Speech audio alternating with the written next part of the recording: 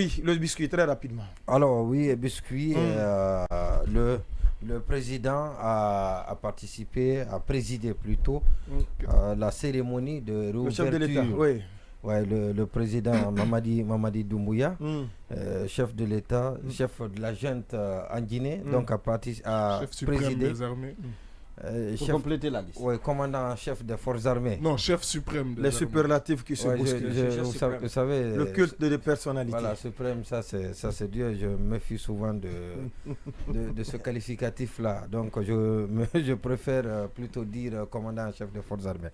Alors, donc, je dis bien qu'il a présidé aujourd'hui la cérémonie de réouverture de la mosquée. Vous savez, Faisal. Oui, ça a commencé il y a très longtemps sous Alpha Condé, il faut le reconnaître, et c'est un don de l'Arabie Saoudite. On se souvient dans quelles conditions le financement a été obtenu.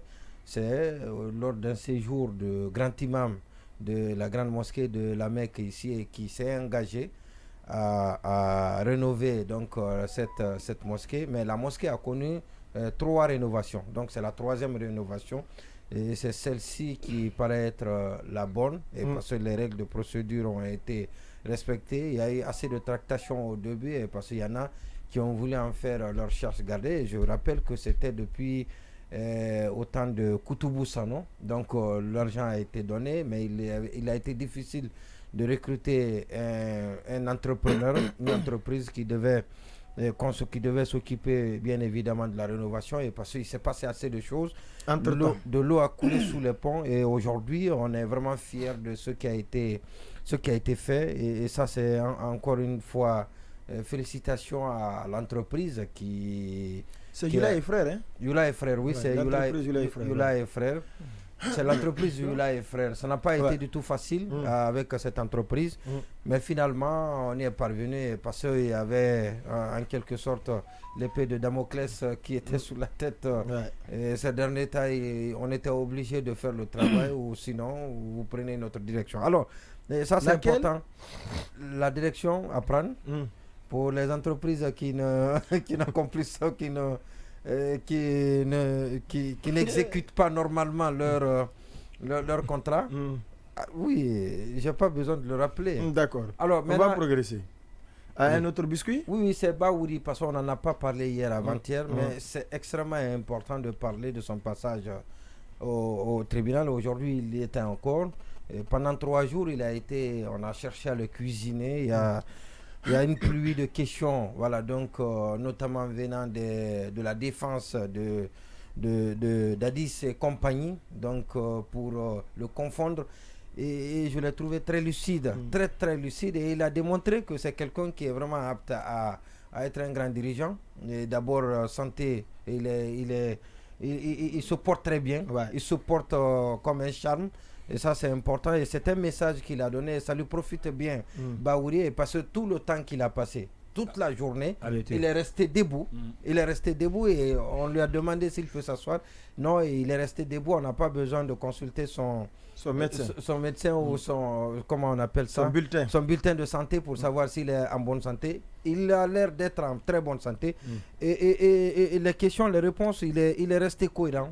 Baouri est dans un langage en plus cohérent et limpide, mais sauf qu'il n'y a pas eu assez d'informations. Donc il n'y a pas assez d'informations qu'il a donné. Son témoignage n'a pas fait bouger suffisamment les lignes. Non, n'a pas fait bouger suffisamment les lignes. Et parce qu'il ne reconnaît... Pourtant, c'est sur ça il était attendu. Voilà, justement, il ne reconnaît personne. Et même Marcel, il ne le reconnaissait pas. Et il n'a reconnu que 2 personnes au stade. Toumba et Keboro. De toute l'équipe, de tous les agents, de toutes les forces de défense et de sécurité qui étaient présentes ce jour-là au stade. Il n'a reconnu que Toumba Diakité et Keboro. Et ce qui a dit qu'il a tenté et qui doit faire beaucoup plaisir aux partisans, aux défenseurs, au soutien de Toumba. Non, Keboro il a dit, mais il dit que si Toumba s'était fait accompagner, parce qu'on a tenté de le faire dire que Toumba était parti avec une équipe importante, une troupe.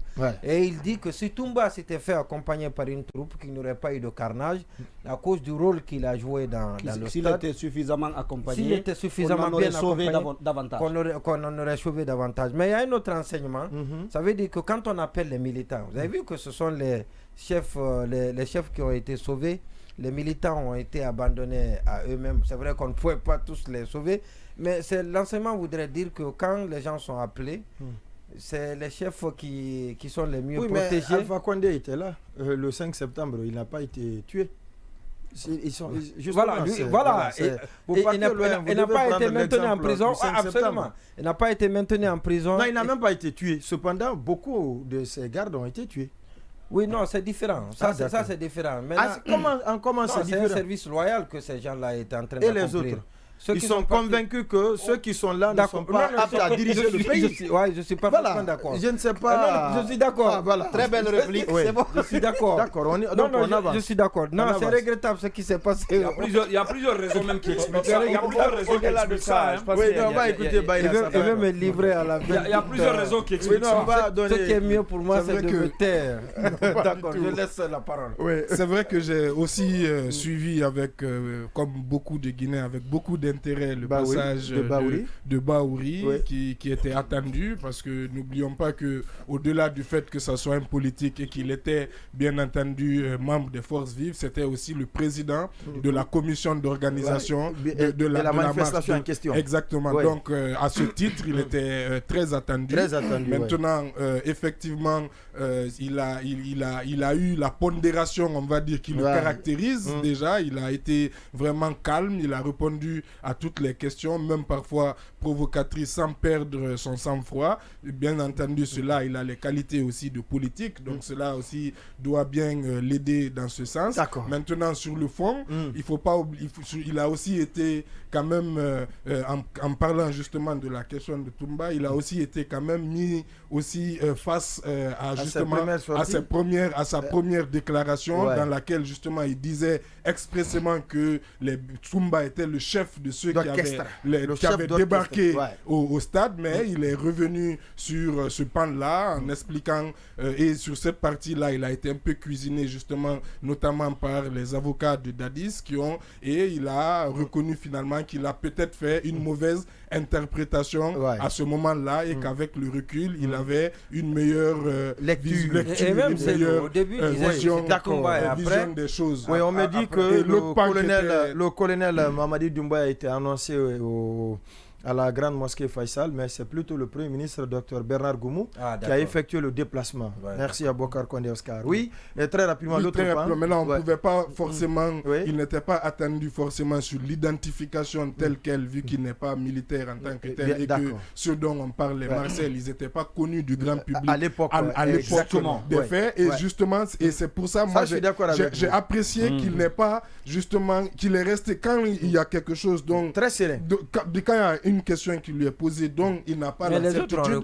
Il le dit à chaque fois, justement, non, je n'ai pas cette certitude, donc je ne me prononce pas. D'accord, et c'était une attitude je vous donne une minute là. D'accord, non, peut-être que voilà, ça ne prendra pas une minute. Allez-y. Mais je suis d'accord que, personnellement, je m'attendais à plus d'informations. C'est le président de la commission, il était au cœur de tout, d'organisation, il était au cœur de tout ça. Je pensais qu'avec le recul, il a amassé une foule d'informations qu'il livrerait à l'occasion. De ce point de vue, je suis un peu déçu, mais je pense que ça vient du fait qu'en réalité, tous ont dû changer de perception, de regard des événements depuis que le procès a commencé. Surtout depuis la comparution. Exactement. Depuis que Toumba est passé, beaucoup de choses ont dû évoluer. Entre-temps. Si les gens avaient comparu éventuellement avant Toumba, ils auraient livré d'autres choses. D'autres versions, oui. C'est pas sûr. Non, on va progresser. Si vous permettez, juste pour ajouter. Alors, sur la scène où il dit que c'est pour lui, c'est pas Marcel qui a menacé de faire exploser la grenade à l'hôpital, à la clinique Ambroise Paré. Alors, aujourd'hui, j'en suis arrivé à me demander, est-ce que finalement, il y avait eu deux scènes? Parce qu'il est allé jusqu'à dire qu'au moment où lui, la menace à laquelle il fait allusion pesait sur la clinique, Selou et Toumba avaient quitté. Qu'il n'était pas là. Donc, est-ce que ça veut dire que quelqu'un d'autre a formulé les mêmes types de menaces alors que Toumba, qui amenait Selou et autres, avait quitté la clinique? Parce qu'il est formel sur le fait que le type que lui, il a vu, qui a menacé de faire exploser la grenade était si baraqué qu'il ne peut pas être Marcel. Oui, et on a vu le témoignage de accompagné d'un deuxième. Oui, mais celui de Mokhtar Diallo, il disait sans équivoque et qui a affirmé que c'était Marcel qui est venu les menacer parce que lui aussi il était là. Donc peut-être qu'il était beaucoup plus préoccupé par la santé. Il était beaucoup plus préoccupé de la santé de Cellou Dalein Diallo, qu'il a sauvé du stade jusque là-bas et qui était dans un état un peu... D'ailleurs, je disais Cellou, mais je disais ce serait d'autres. Oui, Seketa, oui, vous avez autre chose à dire là, très rapidement. Oui, je pense qu'il y a... Regardez le micro, oui, allez-y. Il y a un tremblement de terre qui se prépare au niveau du ministère du Commerce, parce que je préfère décrire comme ça, parce que si cette information se confirme, ou en tout cas, à ce stade, c'est qu'on va lancer... des mesures de prévention. C'est qu'on va lancer en ce moment. Peut-être ça va être dans l'ordre de la prévention, parce que c'est extraordinaire. Il y a le département qui avait fait un travail sérieux par rapport à certains produits, notamment le produit 24 heures. Vous vous rappelez des 184 000 casiers saisis au niveau de la société qu'on appelle, je crois, American Beverage ou quelque chose comme ça. Alors, c'était le mois de janvier dernier, l'entreprise ne reconnaissait pas, quand on a dit que ces produits sont impropres à la consommation. Il y a eu une sorte de contre-expertise, puisqu'on a envoyé l'échantillon en Belgique. Et la position de l'agence de contrôle de qualité s'était confirmée. On avait effectivement reconnu qu'il y avait un taux élevé d'acidité et par conséquent, l'entreprise ne remplissait pas les conditions d'hygiène minimales. Du coup, l'entreprise devrait accepter son sort, puisqu'il y avait au moins 30 000 casiers aussi au niveau de cette entreprise. Donc, techniquement, toutes les conditions sont réunies pour fermer cette entreprise, puisqu'elle ne répond pas aux différents critères pouvant la permettre de produire des boissons et de vendre sur notre territoire. Ça a été fait, le rapport a été publié, je crois, c'était le lundi dernier. On a salué l'initiative. Mais après, on apprend qu'il y a des négociations dans les couloirs du département pour permettre à cette même entreprise qui est jugée inapte à produire, en tout cas, des jus propres à la consommation, de produire maintenant. Ok, d'accord, justement, donc qui est incapable de produire des jus impropres. Justement, voilà, incapable donc de produire des jus consommables en Guinée. Cette entreprise aurait entamé des démarches et serait sur le point de décrocher. Quand je dis sur le point, je pèse les mots. C'est pratiquement, au niveau du dernier réglage. Le principe est acquis. Quasiment tous les verrous, il y a bien évidemment. Mais bien sûr, c'est que le principe est acquis. Les négociations sont déjà, si vous voulez, tout est fini. Je me réserve de dire le nom. Si on ne me revient pas d'ici demain, je vais dire le nom parce que ce que je vais dire, c'est qu'il y a la combine, c'est quoi? L'opinion veut savoir. Mais bien sûr, alors la combine, c'est quoi? C'est que l'entreprise va venir avec un autre nom, c'est-à-dire on change d'appellation, produit du jus, c'est-à-dire continuer à produire et écouler sur le marché guinéen. Installations, bien sûr, on change de jus, c'est-à-dire même d'emballage. Officiellement, on va dire que l'entreprise est fermée, l'entreprise a des conditions à remplir, mais de façon souterraine, elle va sortir un autre produit. Ce produit avec un autre nom, le nom que je garde, si demain on ne me revient pas. Est-ce que ça c'est mauvais en soi? Est-ce que c'est pas une remise en question? Le contenu. Est-ce que c'est pas une remise en question? Non, parce que il y a déjà le problème c'est de produire le même type de jus et commercer. Je vais en venir. Moi, j'ai plutôt une opinion inverse. Il y a deux soucis, en fait. Il y a deux soucis. Le premier souci, c'est qu'il y a un taux élevé d'acidité. Ça, c'est par rapport au jus 24 heures. Mais derrière, on parle des conditions d'hygiène. Ce qui veut dire que quand on lit les deux facteurs, ça sous-entend qu'à ce stade, l'entreprise, au-delà même de l'expertise qui est faite ne peut pas amener l'entreprise à corriger toutes ces anomalies. Mais le problème, en fait, comment ça se passe? Parce qu'il ne faut pas que les gens aussi fassent le raccourci. Vous savez, parce qu'investir, c'est beaucoup d'argent aussi. Je vais vous expliquer. En fait, le mécanisme, c'est quoi? C'est que vous produisez un échantillon. L'échantillon est, si vous voulez, analysé.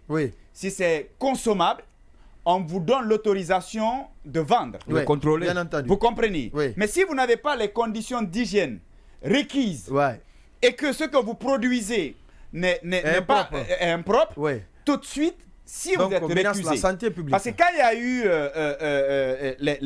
les premières analyses, l'entreprise n'était pas à contester. C'est ce qui nous a amené en Belgique pour une sorte de contre-expertise. Et donc, cette entreprise, ce laboratoire a donné pratiquement les mêmes résultats que ce que Conakry avait livré. Du coup, l'entreprise, à ce stade, ne peut pas, parce que pour mieux vous édifier, on va avancer là. Parce que ce rapport a été publié, c'était le lundi. D'accord. Alors si vous apprenez, cette semaine donc, si vous apprenez pendant ce temps que l'entreprise est sur le point de mettre d'autres produits sur le marché, alors qu'on n'a même pas fini d'évacuer ce problème, la situation qui est sur la table, il y aurait des cadres qui seraient impliqués et la CRIEF aurait même appris la même information et serait sur le point même d'interpeller. On va progresser. Donc je pense qu'on reviendra sur ce dossier le lundi. Je suis d'accord. Je voudrais que l'Office national de contrôle ça intéresse Ali Touré.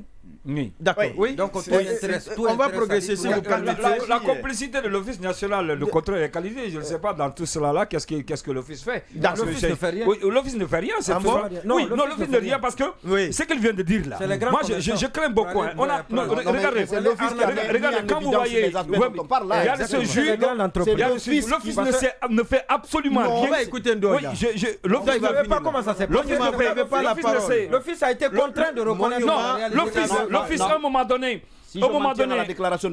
l'Office a fait de la publicité. Mais c'est pas la récréation là. Attendez, la source la plus. Nous sommes dans un débat que des gens écoutent. D'accord. Voilà. Je disais, à un moment donné, l'Office a fait de la publicité pour dire qu'ils avaient des matériels qu'ils avaient reçus là. Nous-mêmes, on a couvert ça. C'était des matériels qui leur permettaient d'identifier, de détecter un peu lorsque un produit est impropre à la consommation. Malheureusement, c'est dommage. Aujourd'hui, le marché guinéen est inondé d'aliments ou encore de jus, de boissons surtout impropres à la consommation. Alors, au-delà de 24 heures, il y a un autre jus qui donne de l'hépatite. L'hépatite, hein. Vous allez aussi garder ça pour demain. Oui, je vais garder ça pour demain. Le temps n'est plus galère. D'accord, ça c'est une maladie grave, l'hépatite. C'est une maladie très grave. Vous allez travailler sur le dossier pour demain jeudi. On est d'accord? D'accord. Voilà, cette occasion. Le nouveau nom qui est dans le tuyau, je vais donner ça demain. D'accord. En tout cas, et je sais. Il y a un jus énergétique là qui donne de l'hépatite. Oui, je vous donne une minute. Oui, il faut se demander au fait la nature de la décision administrative qui a été prise suite au fait qu'on a détecté des produits incompatibles. Parce que quand on détecte des produits impropres à la consommation, la décision administrative peut tout simplement, par exemple, ordonner le retrait des produits à la consommation. Si la décision administrative ordonne juste le retrait et non la fermeture, bien entendu, il peut retirer et corriger les éléments même d'hygiène qui lui sont reprochés. Et parce que comme vous l'avez dit, parfois quand on fait un gros investissement, s'il y a un produit qui est impropre, il y a la possibilité quand même de